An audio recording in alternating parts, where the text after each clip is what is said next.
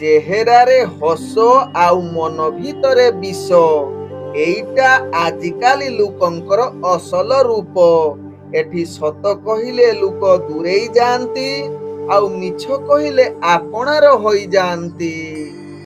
ନମସ୍କାର ପ୍ରିୟ ଦର୍ଶକ ବନ୍ଧୁ, ମୁଁ ଆପଣ ମାନଙ୍କର ଜ୍ୟୋତିଷ ବନ୍ଧୁ ଯଜାତି କେଶରୀ ଦାସ ସବୁଦିନ ଭଳି ଆଜି ବି ନେଇ ଆସିଛି 30 ମେ 2026 ର ଦୈନିକ ରାଶିଫଳ।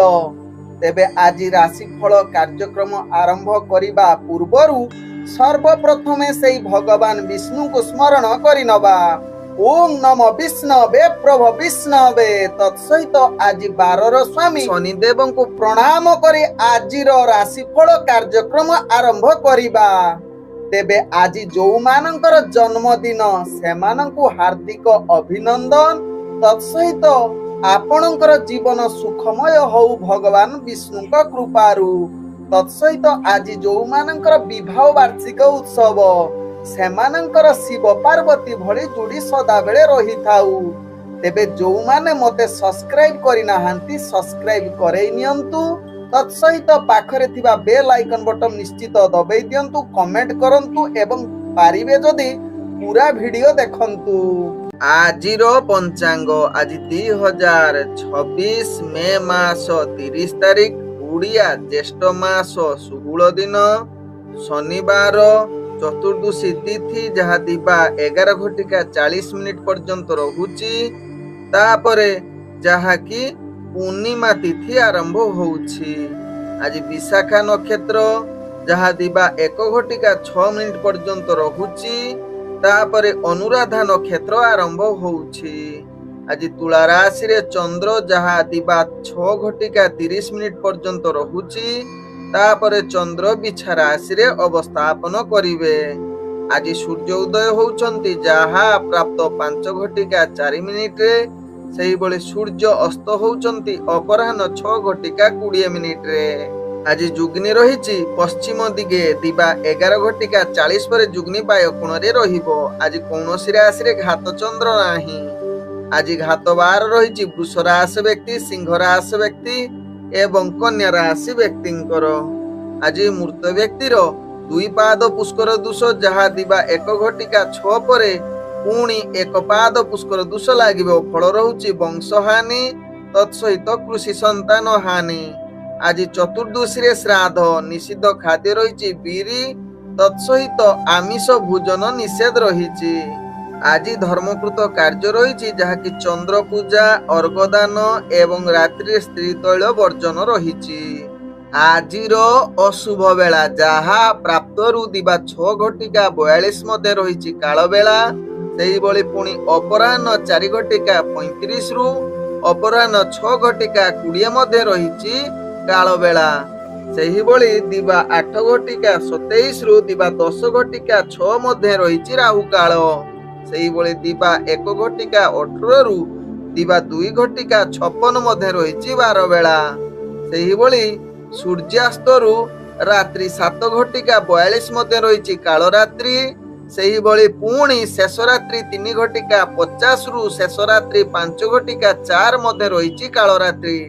ତେଣୁ ଏହି ଅଶୁଭ ସମୟରେ କୌଣସି ଶୁଭ କାର୍ଯ୍ୟ କରନ୍ତୁ ନାହିଁ। ଆଜିର ଶୁଭ ବେଳା ଯାହା ଦିବା 10:07 ଦିବା 11:28 ମଧ୍ୟ ରହିଛି ଶୁଭ ବେଳା। ସେହିଭଳି ଦିବା 3:48 ଦିବା 4:34 ମଧ୍ୟ ରହିଛି ଶୁଭ ବେଳା। ସେହିଭଳି ରାତ୍ରି 2:24 ଶେଷ ରାତ୍ରି 3:49 ମଧ୍ୟ ରହିଛି ଶୁଭ ବେଳା। ତେଣୁ ଏହି ସମୟରେ ଯେକୌଣସି ଶୁଭ କାର୍ଯ୍ୟ କରିପାରିବେ। ତେବେ ଏବେ ଚାଲନ୍ତୁ ଜାଣିବା ଜୁନ 1, 2026 ର ଶୁଭ କାର୍ଯ୍ୟ ଗୁଡ଼ିକ। ଆଜି କୌଣସି ଶୁଭ କାର୍ଯ୍ୟ ନାହିଁ। ଆଜିର ଗ୍ରହର ସ୍ଥିତି, ଆଜି ମେଷ ରାଶିରେ ମଙ୍ଗଳ ସଞ୍ଚରଣ କରୁଛନ୍ତି, ବୃଷ ରାଶିରେ ରବି ଆଉ ବୁଧ ସଞ୍ଚରଣ କରୁଛନ୍ତି, ମିଥୁନ ରାଶିରେ ଶୁକ୍ର ଆଉ ବୃହସ୍ପତି ସଞ୍ଚରଣ କରୁଛନ୍ତି, ସିଂହ ରାଶିରେ କେତୁ ସଞ୍ଚରଣ କରୁଛନ୍ତି, ବିଛା ରାଶିରେ ଚନ୍ଦ୍ର ସଞ୍ଚରଣ କରୁଛନ୍ତି, କୁମ୍ଭ ରାଶିରେ ରାହୁ ସଞ୍ଚରଣ କରୁଛନ୍ତି ଏବଂ ମୀନ ରାଶିରେ ଶନି ସଞ୍ଚରଣ କରୁଛନ୍ତି। ଚର କୁଣ୍ଡଳୀରେ ଚନ୍ଦ୍ର ଆଜି ସଞ୍ଚରଣ କରୁଛନ୍ତି ଅନୁରାଧା ନକ୍ଷତ୍ରରେ, ଯାହାକି ଶନିବାରରେ। ତେବେ ଏହି ଅନୁରାଧା ନକ୍ଷତ୍ରରେ ଚନ୍ଦ୍ର ସଞ୍ଚରଣରେ କେଉଁ ରାଶି ଆଜି ବହୁତ ଭଲ ଦିନ ହେବ, କେଉଁ ରାଶି ଆଜି ବହୁତ ସାବଧାନ ରହିବାକୁ ପଡିବ, କେଉଁ ରାଶି ଆଜି ନୂତନ କାର୍ଯ୍ୟ କରିବେ, କେଉଁ ରାଶି ଆଜି ନୂତନ କାର୍ଯ୍ୟ କରିବେ ନାହିଁ, ଜାଣିବା ମେଷ ଠାରୁ ମୀନ ରାଶି ପର୍ଯ୍ୟନ୍ତ ପ୍ରତ୍ୟେକ ରାଶି ଜାତ ବ୍ୟକ୍ତି ମାନଙ୍କ ପାଇଁ କେଉଁ ଗ୍ରହ ବିଶେଷ ପ୍ରଭାବ ପକେଇବ, କଣ ଆଜି ଦାନ କରିବେ, କଣ ଆଜି ସ୍ନାନ କରିବେ, କଣ ଆଜି ଉପାୟ କରିବେ, ଯାହାକି ଆଜି ଦିନକୁ ଶ୍ରେଷ୍ଠ କରିପାରିବେ, ଯାହା ଆଜି ଆମେ ଜାଣିବା ରାଶିଫଳ କାର୍ଯ୍ୟକ୍ରମରେ। ତେବେ ଏ ଥିଲା ଆଜିର ଗ୍ରହର ସ୍ଥିତି। ଏହି ଗ୍ରହର ସ୍ଥିତିକୁ ଦେଖି ମୁଁ ନେଇ ଆସିଛି ପୁରା ଦିନର ହାଲଚାଲ। ତେବେ ଯେଉଁମାନେ ମତେ ପ୍ରଥମ କରି ଦେଖୁଛନ୍ତି ସେମାନଙ୍କୁ ମୁଁ କହି ରଖୁଛି ଯେ ଆପଣ ମାନଙ୍କର ଜନ୍ମ ରାଶିର ରାଶିଫଳ ଦେଖିପାରିବେ। ତେବେ ଯେଉଁମାନେ ରାଶିଫଳ ଜାଣିନାହାନ୍ତି ସେମାନେ ନିଜର ପ୍ରଚଳିତ ନାମ ରାଶିର ରାଶିଫଳ ଦେଖିପାରିବେ। ତେବେ ପ୍ରଥମେ ଚାଲନ୍ତୁ ଜାଣିବା ମେଷ ରାଶି ବ୍ୟକ୍ତିଙ୍କ ବିଷୟରେ। ମେଷ ରାଶି ବ୍ୟକ୍ତି ଆଜି ଦିନଟି ଆପଣଙ୍କୁ ସଂଯମତା ସହକାରେ ନିଜର କାର୍ଯ୍ୟ କରିବାକୁ ପଡିବ। ଅଫିସ ଜନିତ କାର୍ଯ୍ୟରେ ଚାପ ବଢିବ। ରାଜନୈତିକ ସାମାଜିକ କ୍ଷେତ୍ରରେ ଦୂରତା ଅବଲମ୍ବନ କରନ୍ତୁ। ବାଦ ବିବାଦ ମାନସିକ ଅଶାନ୍ତି ଅଧିକ ଦେଖାଦେବ। ବେପାର ବାଣିଜ୍ୟ ଅଚାନକ ଅର୍ଥହାନି ଯୋଗ ରହୁଛି। ଦୂରଯାତ୍ରା କରିଥିଲେ ପୀଡା ପାଇବେ ବା କାର୍ଯ୍ୟ ସଫଳ ହେବ ନାହିଁ। ତେବେ ଆଜି ମେଷ ରାଶି ବ୍ୟକ୍ତି ବନ୍ଧୁ ବର୍ଗଙ୍କ ସହିତ ବୈଚାରିକ ମତଭେଦର ଆସିବ। ପ୍ରେମ ଜଗତରେ କଳହ ଅଶାନ୍ତି ସମ୍ପର୍କ ସୃଷ୍ଟି ହେବ, ଏହା ପ୍ରତି ସଚେତନ ରୁହନ୍ତୁ। ତେବେ ମେଷ ରାଶି ବ୍ୟକ୍ତି ଆଜି ଦିନଟି ଯେଉଁ ଆସୁଥିବା ସମସ୍ୟାକୁ ସମାଧାନ କରିବା ପାଇଁ ଆପଣ ନିଶ୍ଚିତ ଆଜି ଶନି ମନ୍ଦିର ଦର୍ଶନ କରନ୍ତୁ। ତତ୍ସହିତ ମେଷ ରାଶି ବ୍ୟକ୍ତି ତେଲ ଅର୍ପଣ କରନ୍ତୁ। ଆପଣଙ୍କର ଆସୁଥିବା ସମସ୍ୟା ସମସ୍ତ ପ୍ରକାର ଦୂରୀଭୂତ ହୋଇଯିବ। ଆଜି ମେଷ ରାଶି ବ୍ୟକ୍ତିଙ୍କର ଭାଗ୍ୟ ସଂଖ୍ୟା ରହିଛି 2। ଭାଗ୍ୟ ରଙ୍ଗ ଆପଣ ଧଳା ରଙ୍ଗ ବ୍ୟବହାର କରନ୍ତୁ। ଗ୍ରହମାନେ ଆପଣଙ୍କୁ ଆଜି 35% ସାଥ ଦଉଛନ୍ତି। ଏବେ ଚାଲନ୍ତୁ ଜାଣିବା ବୃଷ ରାଶି ବ୍ୟକ୍ତିଙ୍କ ବିଷୟରେ। ବୃଷ ରାଶି ବ୍ୟକ୍ତି ଆଜି ସକଳ ପ୍ରକାର କାର୍ଯ୍ୟରେ ଆପଣଙ୍କର ଭାଗ୍ୟ ଅତି ଉତ୍ତମ ଯୁଗ ରହୁଛି। ପୂର୍ବରୁ ଅଟକି ଯାଇଥିବା କାର୍ଯ୍ୟ ସମ୍ପୂର୍ଣ୍ଣ କରିବେ। ତତ୍ସହିତ ଆଜି ଆପଣ ବ୍ୟବସାୟ ବା ଯେକୌଣସି କାର୍ଯ୍ୟରେ ଆପଣଙ୍କ ଲାଭଦାୟକ ବା ଭାଗ୍ୟ ଉଦୟ ଯୁଗ କହିଲେ ଅତ୍ୟୁକ୍ତି ହେବ ନାହିଁ। ତେବେ ବିଶେଷ କରି ଲୁହା, ମେସିନ, ପଥର, ମ୍ୟାଗ୍ନାଇଟ୍ ବା କୋଇଲା, ଚମଡ଼ା ଇତ୍ୟାଦି ନିମ୍ନ କାର୍ଯ୍ୟରେ ବ୍ୟକ୍ତିମାନେ ଆଜି ନିଶ୍ଚିତ ସଫଳତା ପାଇବେ, ଯାହା ଆପଣଙ୍କ ଭାଗ୍ୟ ଚକ୍ରରୁ ଜଣା ପଡିଥିବେ। ଆଜି ଅର୍ଥ ସଞ୍ଚୟ କରିବେ। ଅର୍ଥ ଦେଇଥିବା ବାକିଆ ଅର୍ଥ ଫେରି ପାଇବାର ସୁଯୋଗ ରହୁଛି। ଆଜି କାର୍ଯ୍ୟରେ ସହଯୋଗ ମିଳିବାର ପୂର୍ଣ୍ଣ ଯୁଗ ରହୁଛି। କମ୍ପିଟିସନ ଇଣ୍ଟରଭ୍ୟୁ ଏକ୍ସାମରେ ଆପଣ ନିଶ୍ଚିତ ଜୟଯୁକ୍ତ ହେବେ। ଏବଂ ଆଜି ଶିକ୍ଷାର୍ଥୀ ବିଦ୍ୟାର୍ଥୀଙ୍କର ଭାଗ୍ୟ ଅତି ଉତ୍ତମ ଯୁଗ ରହୁଛି। ରାଜନୈତିକ ପାଇଁ ବା ସାମାଜିକ କାର୍ଯ୍ୟ ପାଇଁ ଭାଗ୍ୟ ଆପଣଙ୍କ ସାଥ ଦେଉଛି। ଦୂରଯାତ୍ରା କରିଲେ ନିଶ୍ଚିତ ସଫଳତା ପାଇବେ। ତେବେ ଆଜି ବୃଷ ରାଶି ବ୍ୟକ୍ତି ନିଜର ଭାଗ୍ୟକୁ ବଦଳେଇବା ପାଇଁ ବା ଆସୁଥିବା ଆହୁରି ସଫଳତା ପାଇଁ ନିଜର ଘରୁ ବାହାରୁଥିବା ସମୟରେ ଏକ କୁମ୍ଭ ପାତ୍ର ବା ଜଳ ପୂର୍ଣ୍ଣ ପାତ୍ର ଦେଖି ନିଶ୍ଚିତ ସେଥିରେ ଆପଣ ନିଜର ବାହାରକୁ ଯାଆନ୍ତୁ। ଆପଣଙ୍କର ଆହୁରି କାର୍ଯ୍ୟ ସଫଳତା ଆଡକୁ ଅଗ୍ରଗତି କରିବ। ତେବେ ଆଜି ବୃଷ ରାଶି ବ୍ୟକ୍ତିଙ୍କର ଭାଗ୍ୟ ସଂଖ୍ୟା ରହିଛି 9। ଭାଗ୍ୟ ରଙ୍ଗ ଆପଣ ହଳଦୀ ରଙ୍ଗ ବ୍ୟବହାର କରନ୍ତୁ। ଗ୍ରହମାନେ ଆପଣଙ୍କୁ ଆଜି 98% ସାଥ ଦଉଛନ୍ତି। ଏବେ ଚାଲନ୍ତୁ ଜାଣିବା ମିଥୁନ ରାଶି ବ୍ୟକ୍ତିଙ୍କ ବିଷୟରେ। ମିଥୁନ ରାଶି ବ୍ୟକ୍ତି ଆଜି ଆପଣ ସକଳ ପ୍ରକାର କାର୍ଯ୍ୟରେ କିଛି ପରିବର୍ତ୍ତନ ଆସିପାରେ। ଯେଉଁ କାର୍ଯ୍ୟରେ କରୁଥିବେ ସେଥିରେ ଟିକେ ବାଧା ସୃଷ୍ଟି ହୋଇପାରେ। ଏହା ପ୍ରତି ସାବଧାନ ରହିଲେ ଆପଣ ସମସ୍ତ ପ୍ରକାର କାର୍ଯ୍ୟ ଲାଭଯୁକ୍ତ କରିପାରିବେ। ଯେଉଁ ବାଧା ଆସୁଛି ତାକୁ ଆଗୁଆ ଜାଣି ତାହାର ସମାଧାନ କରିପାରିବେ ଏବଂ ଶତ୍ରୁ ଠାରୁ ବିଜୟ ପ୍ରାପ୍ତ କରିପାରିବେ। ତେବେ ଆଜି ମିଥୁନ ରାଶି ବ୍ୟକ୍ତି ନିଜର ମାନ ସମ୍ମାନ ଯଶ କୀର୍ତ୍ତି ବଜାଇ ରହିବ। ପ୍ରେମ ବାର୍ତ୍ତାଳାପ ପାଇଁ ମଧୁରତା ଅଧିକ ବଢିବ। ପରିବାର ବନ୍ଧୁ ବର୍ଗଙ୍କ ସହିତ ଭଲ ସମ୍ପର୍କ ବଜାଇ ରହିବ। ତତ୍ସହିତ ଆୟ ଠାରୁ ବ୍ୟୟ ଆପଣଙ୍କର କମ ରହିବ, ଯାହାକି ସ୍ୱାସ୍ଥ୍ୟ ଦୃଷ୍ଟିରୁ ଦେଖିଲେ ସ୍ୱାସ୍ଥ୍ୟ ଆପଣ ଆଜି ଠିକଠାକ ରହିବ।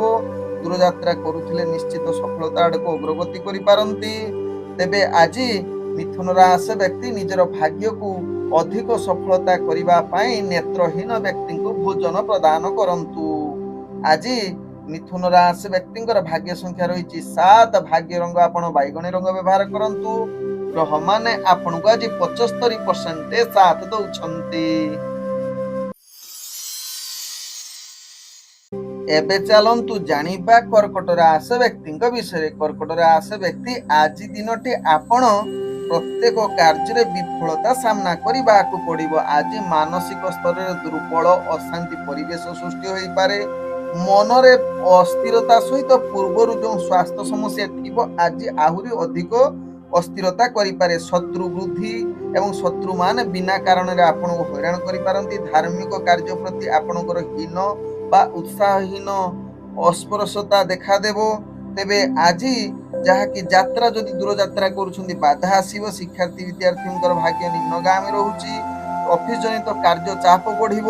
ତେଣୁ କର୍କଟ ରାଶି ବ୍ୟକ୍ତି ଏହା ପ୍ରତି ସଚେତନ ରୁହନ୍ତୁ। ପ୍ରେମ ଜନିତ କ୍ଷେତ୍ରରେ ଆପଣଙ୍କୁ ନିଜକୁ ସଂଯମତା ରକ୍ଷା କରନ୍ତୁ ବା କଥାବାର୍ତ୍ତା ଆଜି ସଠିକ ଢଙ୍ଗରେ କରନ୍ତୁ, ନହେଲେ ସମ୍ପର୍କ ଖରାପ ହୋଇପାରେ। ତେବେ ଆଜି କର୍କଟ ରାଶି ବ୍ୟକ୍ତି ଆସୁଥିବା ସମସ୍ୟାକୁ ଆପଣ ନିଶ୍ଚିତ ନିଜର ଭାଗ୍ୟକୁ ଚେଞ୍ଜ କରିବା ପାଇଁ ଆପଣ କିଛି ଆଜି ମନ୍ଦିରରେ କ୍ଷୀର ଦାନ କରନ୍ତୁ। ଆଜି ଯାହାକି କର୍କଟ ରାଶି ବ୍ୟକ୍ତିଙ୍କର ଭାଗ୍ୟ ସଂଖ୍ୟା ରହିଛି ଯାହାକି 5। ଭାଗ୍ୟ ରଙ୍ଗ ଆପଣ ନୀଳ ରଙ୍ଗ ବ୍ୟବହାର କରନ୍ତୁ। ଗ୍ରହମାନେ ଆପଣଙ୍କୁ ଆଜି 40% ସାଥ ଦଉଛନ୍ତି। ଏବେ ଚାଲନ୍ତୁ ଜାଣିବା ସିଂହ ରାଶି ବ୍ୟକ୍ତିଙ୍କ ବିଷୟରେ। ସିଂହ ରାଶି ବ୍ୟକ୍ତି ଆଜି ସମସ୍ତ କାର୍ଯ୍ୟରେ ବାଧା, ବେପାର ବାଣିଜ୍ୟରେ ବିଫଳତା, ଅର୍ଥହାନି ଯୋଗ, ନିଜ କର୍ମଚାରୀ ବା ଆପଣଙ୍କର ସହଯୋଗ କରୁଥିବା କାର୍ଯ୍ୟକାରୀ ବା ପରିବାର ବନ୍ଧୁବର୍ଗ ତାଙ୍କ ସହିତ ଆପଣଙ୍କର ବୈଚାରିକ ମତଭେଦ ବା କଳହ ପର୍ଯ୍ୟନ୍ତ ଯାଇପାରେ। ତେଣୁ ଏହା ପ୍ରତି ନିଶ୍ଚିତ ସିଂହ ରାଶି ବ୍ୟକ୍ତି ଧ୍ୟାନ ଦିଅନ୍ତୁ।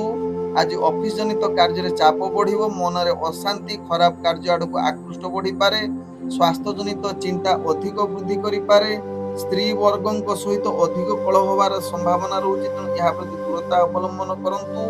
ଜଳଜନିତ କାର୍ଯ୍ୟରେ ବାଧାଯୁକ୍ତ ରହୁଛି।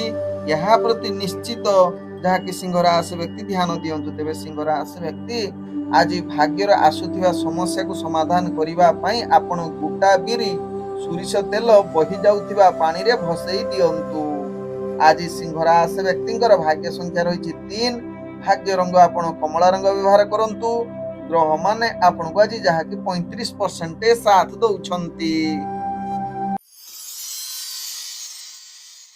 ଚାଲନ୍ତୁ ଜାଣିବା କନ୍ୟା ରାଶି ବ୍ୟକ୍ତିଙ୍କ ବିଷୟରେ। କନ୍ୟା ରାଶି ବ୍ୟକ୍ତି ଆଜି ସକଳ କାର୍ଯ୍ୟରେ ଆପଣଙ୍କର ଭାଗ୍ୟ ଆପଣଙ୍କର ସାଥ ଦେବ। ବେପାର ବାଣିଜ୍ୟରେ ନିଶ୍ଚିତ ଆଗକୁ ବଢିବେ। ଆଜି କିଛି ଘର ପାଇଁ କିଛି ଜିନିଷ ଆଣିପାରନ୍ତି ବା କିଏ ଆପଣଙ୍କୁ କିଛି ଉପହାର ପ୍ରଦାନ କରିପାରନ୍ତି। ଆଜି ଯାହାକି କନ୍ୟା ରାଶି ବ୍ୟକ୍ତି ଆପଣଙ୍କର ସ୍ୱାସ୍ଥ୍ୟ ଠିକଠାକ ରହିବ। କମ୍ପିଟିସନ କ୍ଷେତ୍ରରେ ବିଜୟ ପ୍ରାପ୍ତ ଯୋଗ ରହୁଛି। ମନରେ ପ୍ରସନ୍ନତା ବଢିବ। ବନ୍ଧୁ ପ୍ରିୟଜନଙ୍କ ସହିତ ଆପଣଙ୍କର ସମ୍ପର୍କ ଭଲ ରହିବ ଏବଂ ତାଙ୍କ ଦ୍ୱାରା ଆପଣଙ୍କର କାର୍ଯ୍ୟସିଦ୍ଧି ଯୁଗ ବନେଇ ପାରିବେ। ତେବେ ଆଜି କନ୍ୟା ରାଶି ବ୍ୟକ୍ତି ପ୍ରେମ ଜଗତରେ ଭାଗ୍ୟ ଆପଣଙ୍କର ସାଥ ଦେଉଛି। ଆଜି କନ୍ୟା ରାଶି ବ୍ୟକ୍ତି ନିଜର ଭାଗ୍ୟକୁ ଚମକିବା ପାଇଁ ଆପଣ ଗୁ ସେବା କରନ୍ତୁ। ଆଜି କନ୍ୟା ରାଶି ବ୍ୟକ୍ତିଙ୍କର ଭାଗ୍ୟ ସଂଖ୍ୟା ରହିଛି 1। ଭାଗ୍ୟ ରଙ୍ଗ ଆପଣ ନାଲି ରଙ୍ଗ ବ୍ୟବହାର କରନ୍ତୁ। ଗ୍ରହମାନେ ଆପଣଙ୍କୁ ଆଜି 80% ସାଥ ଦଉଛନ୍ତି।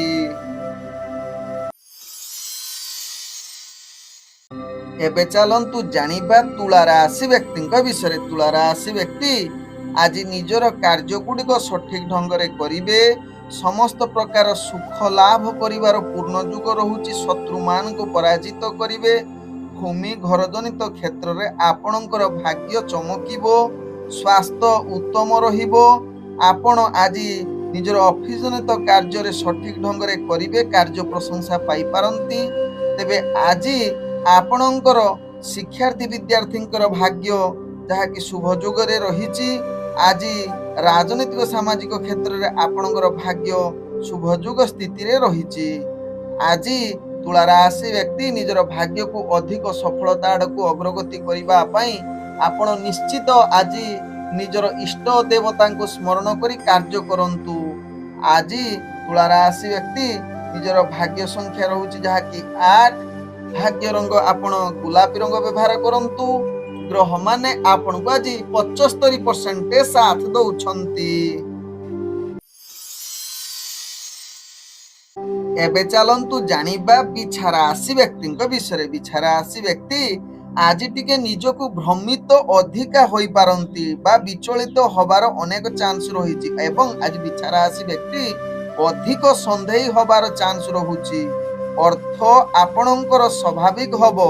ନିଜ ବା ନିଜ କର୍ମଚାରୀଙ୍କ ସହିତ ବୈଚାରିକ ମତଭେଦ ଆସିପାରେ। ପତି ପତ୍ନୀଙ୍କ ସହିତ ଆପଣଙ୍କର କିଛି ଅସ୍ଥିରତା ମନୋଭାବ ଆସିପାରେ। ଏହା ପ୍ରତି ବିଛା ରାଶି ବ୍ୟକ୍ତି ଧ୍ୟାନ ଦିଅନ୍ତୁ। ତେବେ ଆଜି ରୋଗମୁକ୍ତ ରହିବେ। ଉତ୍ତମ ଭୋଜନ ପ୍ରାପ୍ତ କରିବାର ପୂର୍ଣ୍ଣ ସୁଯୋଗ ରହୁଛି। ଉପହାର କିଛି ଜିନିଷ ମିଳିବାର ସୁଯୋଗ ବା ଘରକୁ କିଛି ନୂତନ ଜିନିଷ ଆଣିବାର ଯୋଗ ରହୁଛି। ତେବେ ଆଜି ବିଛା ରାଶି ବ୍ୟକ୍ତି ଦୂରଯାତ୍ରା କରୁଥିଲେ ନିଶ୍ଚିତ ସଫଳତା ପ୍ରାପ୍ତ କରିବାର ଚାନ୍ସ ରହୁଛି। ତେବେ ଆଜି ବିଛା ରାଶି ବ୍ୟକ୍ତି ଆପଣ ଭାଗ୍ୟକୁ ଚମକିବା ପାଇଁ ନିଶ୍ଚିତ ଆପଣ ନଦୀ କିମ୍ବା ଗଙ୍ଗା ଜଳରେ ସ୍ନାନ କରନ୍ତୁ। ଆଜି ବିଛା ରାଶି ବ୍ୟକ୍ତିଙ୍କର ଭାଗ୍ୟ ସଂଖ୍ୟା ରହିଛି ଯାହାକି 6। ଭାଗ୍ୟ ରଙ୍ଗ ଆପଣ ଧଳା ରଙ୍ଗ ବ୍ୟବହାର କରନ୍ତୁ। ଗ୍ରହ ମାନେ ଆପଣଙ୍କୁ ଆଜି ଯାହାକି 98% ସାଥ ଦଉଛନ୍ତି।